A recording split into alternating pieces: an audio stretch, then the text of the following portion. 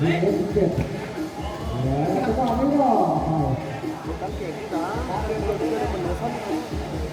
เดินเป็นไปได้ในยังบ้าแล้วต้นนั้นทำให้ร้อนผ้าจริงๆแม่จะรับสำหรับเรือสิ่งเป็นเยี่ยมนะครับแต่ที่แม่ให้ว่าจะเป็นแต้มนะครับว่าเทก้าหรือว่าวันนี้จะได้แต้มจากเรือสิ่งนะครับแต่เรือสิ่งนี่เข้าทีมครับ Chúng ta có thể các bạn tham gia lại với trận đấu giữa hai đội DK và Thái Lan để giành giải ba của cúp năm nay.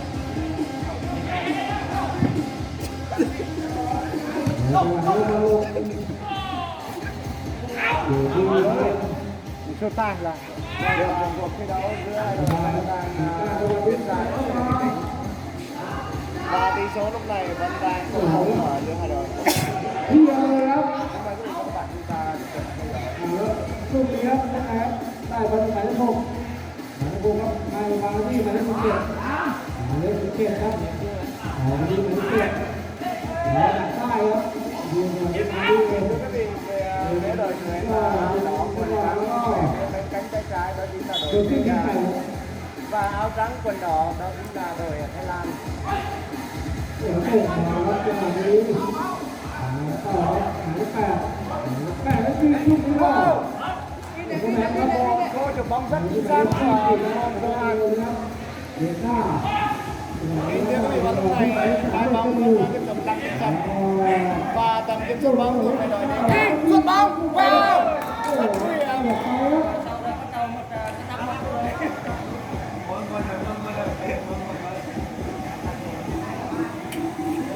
Một cú sút mở màn đầu tiên cho đội DK.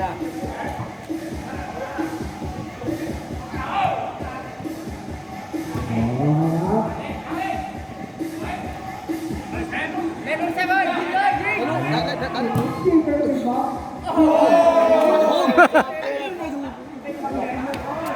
Bà Hương để nhanh tí được rồi không? Đá như thế là chết người.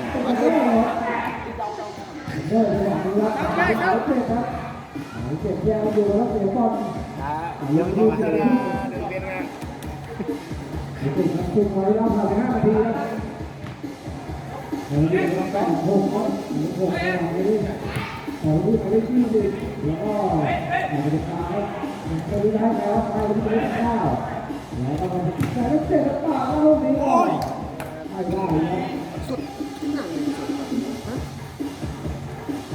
Đi chuyên cả mà chỉ hôn nó cái chuyên sức mạnh.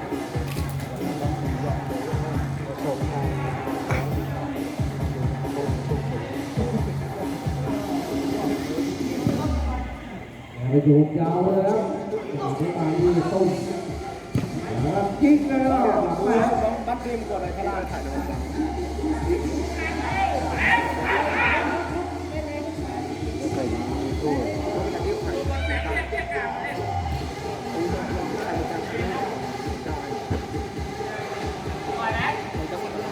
Một quả lên biên thôi rồi đá. Hãy subscribe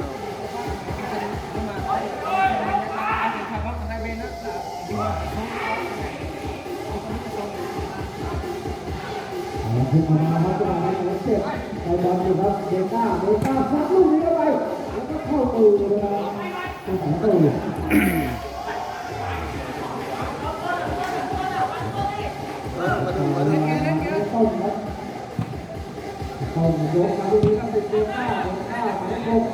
Mì Gõ để không bỏ lỡ những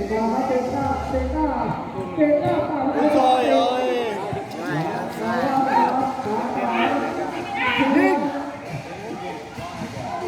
Tình thếครับครับไปเลยนะขอไปวันนี้มาเราเล่นนะครับไปเล่นที่สิมาดูฟ้าแล้วขายเก็บขายเก็บ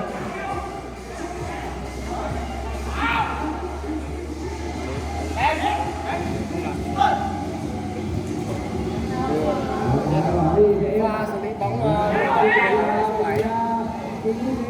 tôi tiếp theo mày á là học nhiều quá. Bớt đi học nhiều quá.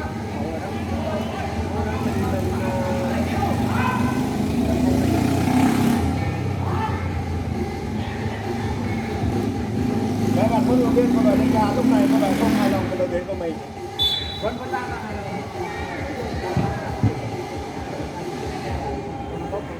chơi như thế này là về không ăn được mình xong hay là không ngon lúc nào mình cũng hay làm ok không muốn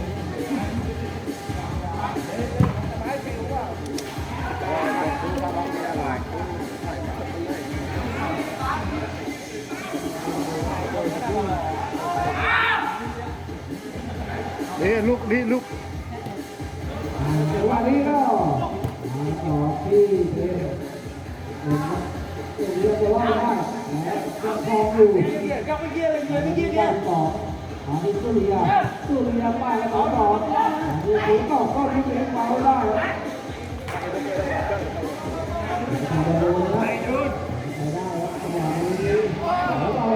bóng quá nhẹ nhàng của Jun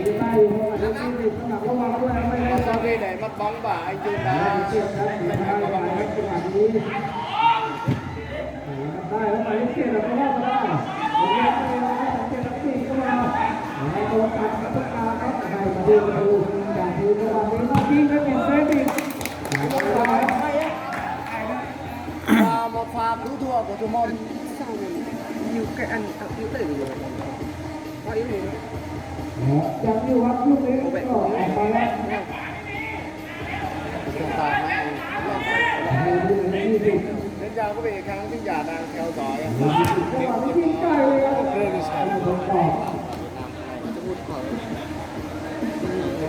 Play sẽ phải không?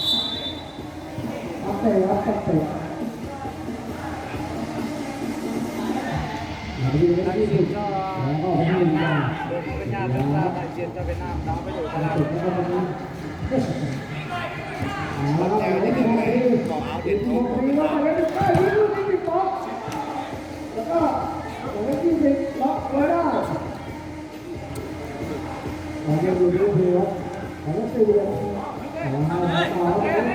kia kia ra kìa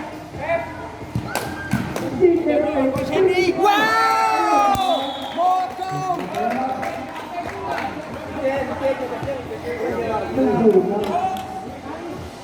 Siêu điều hả? ra đi Và như vậy là anh Siêu Nhiều đã gỡ lên tỷ số 1-0 cho đội Bóng Tây Nha Tega.ยิงไปลูกนี้ติดบอลลูกทุ่งของลูกทุ่ง Bóng đi ra ngoài tay của anh em Mao Bùng. Hạ điểm tạo mình hớ luôn, lên phát hớ luôn. Và sau khi gỡ bàn thắng cho Tây Nha và anh Siêu Nhiều đã đi ra ngoài. ลูกนี้จริงๆไม่ได้เหรอลูกทุ่ง Sờ, đạp sờ. อย่างนี้ก็ไม่ได้ใครแต่ลูกเดียวแล้วก็โทษแดงไม่มีไม่จริงเลยลูกนี้ไหนว่าถึงยาไปเอาไม่ได้แล้วก็ให้ยาจังหวะนี้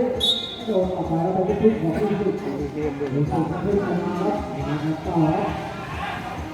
ทีเดียว Cái đó lúc này đã được là hết sức là hấp dẫn. แล้วก็มีความประมาณที่แล้วนะหรือจังหวะ เฮ้ยไปเล่นกับมึงเดียว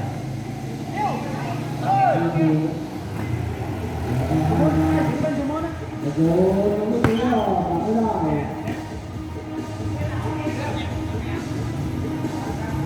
ยิงเอง Rồi dính ấy nè. โก้สักคนเหรอยิงลูกนี้เข้าข่ายมาแล้วเป็นบอลนะครับเป็นคัตเตอร์ปวดดูที่ลงเป็นพักนะครับโอ้โหดูตั้งแต่คู่นั้นคู่ท้ายแล้วหลักโก้กันตีจริงๆแหมตีแล้วโอ้โหตีกันหมดแล้วขอบคุณทีมงานรถสุดแก้วด้วยนะครับเดินทางไปสมุทรเล่าครับ Dính. แล้วลูกนี้ต่อไม่ได้ครับ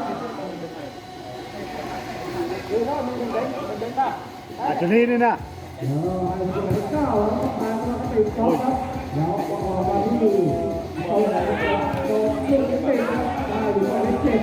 เจ็บก็มาได้มาสูงดีครับในอยู่ที่ดีอ่ะ Bắn lên này. Duật. Duật, bắn hết Duật. nhanh nè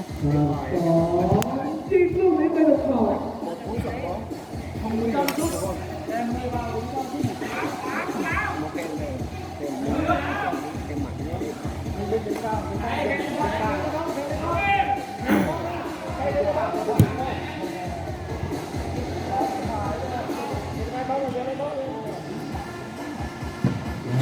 จังหวะนี้มาต่อที่เดน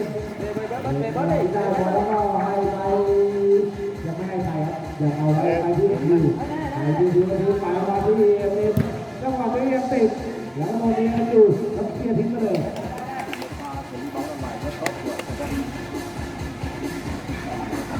ดูครับมาต่อที่เอ็มทิ้งไปเยอะทิ้งก็ติดเดินไม่ได้แล้วก็กลับมาแล้วเจ็บทั้งคนเดียวเว้ยไปแล้วเว้ยแข่งกันมาชน ว้าว ไม่เข้า ไม่เข้า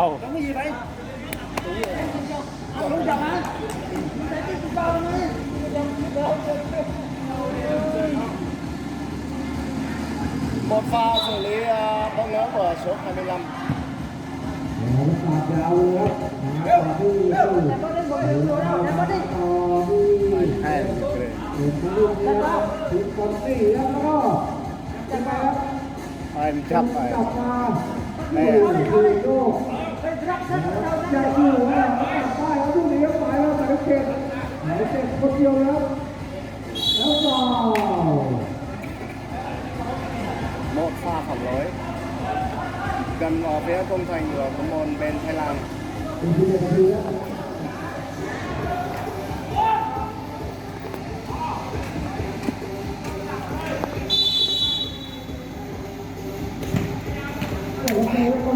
Một cú sút bóng rất là nguy hiểm.